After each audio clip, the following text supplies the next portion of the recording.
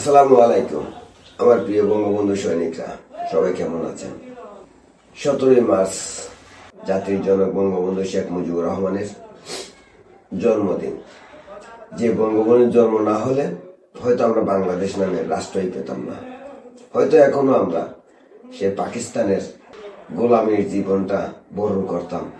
একজন বঙ্গবন্ধু জন্ম নেওয়াতে একটা নতুন বাংলাদেশ জন্ম নিয়েছে, আর সেই বাংলাদেশে বসে আজকে আমি বঙ্গবন্ধুর জন্য ভিডিও বানাচ্ছি। তো ভিডিওটা বানাইতাম না, আসলে শরীরটা খুব ভালো না, খুব অসুস্থ।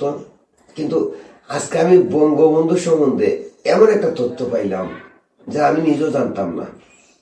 আর তাই আজকের এই দিনে আমি আপনাদের সঙ্গে বঙ্গবন্ধুর সম্পর্কে জানা সেই ইতিহাস, সেই তথ্যটা আমি আপনাদেরকে জানাইতে আসলাম। সব মনোযোগ দিয়ে শুনবেন।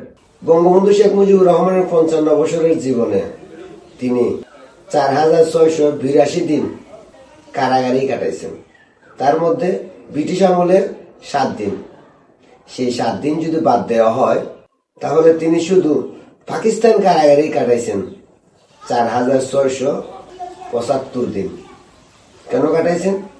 শুধুমাত্র এই বাংলাদেশটাকে স্বাধীন করার অপরাধে, বাংলাদেশকে মুক্ত করার ডাক দেওয়ার অপরাধে, বাংলাদেশকে বাংলা ভাষা এনে দেওয়ার অপরাধে, বাংলাদেশকে অধিকার এনে দেওয়ার অপরাধে, স্বাধীন সার্বভৌমত্ব বাংলাদেশ নামে রাষ্ট্র প্রতিষ্ঠা করার ডাক দেওয়ার অপরাধে বঙ্গবন্ধু শেখ মুজিবুর রহমান 4682 দিন কারাগারে কাটাইছেন ওনার জীবনের। তারপরও পাকিস্তানের কাছে তিনি মাথা নত করেননি। পাকিস্তানের শাসক গোষ্ঠী ওনাকে ফাঁসির আদেশ দিছে, তারপর উনি মাথা নত করেননি, শুধুমাত্র এই বাংলাদেশটার জন্য। আর এই কথাগুলো আমার নয়, আমি এই তথ্যগুলো কার কাছ থেকে জানছি জানেন? প্রবাসী সাংবাদিক, যাকে আপনারা সবাই চিনেন, জুলকার নাইম সাহেব। উনি একটা ফটোকার্ড পোস্ট করছেন। উনি বলছেন, আপনি যে দলই করেন না কেন, বঙ্গবন্ধুকে বাদ দিয়ে বাংলাদেশকে চিন্তা করাও যাবে না।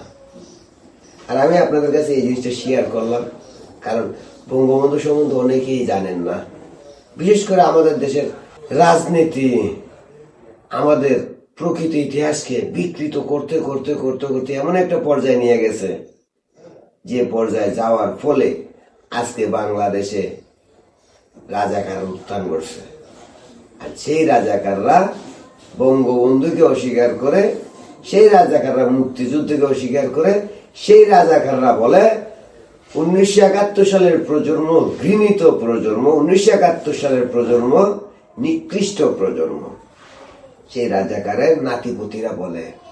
আর সেই 1971 সালে 7.5 কোটি বাঙালি রক্ত থেকে জন্ম নেওয়া আজকের 18 কোটি বাঙালি এইসব কথা শুনে চুপচাপ করে বসে থাকে।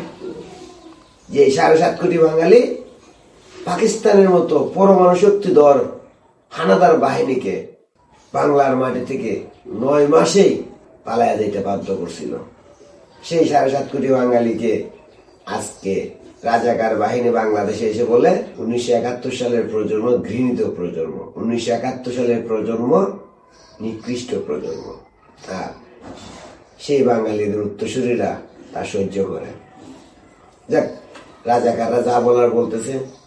বঙ্গবন্ধু শেখ মুজিবুর রহমানের এই যে একটু ইতিহাস শুনে আপনার কাছে কেমন লাগলো অবশ্যই কমেন্টে জানাবেন। আর একটা কথা বলি, বঙ্গবন্ধু মানে বাংলাদেশ, বঙ্গবন্ধু মানে ইতিহাস।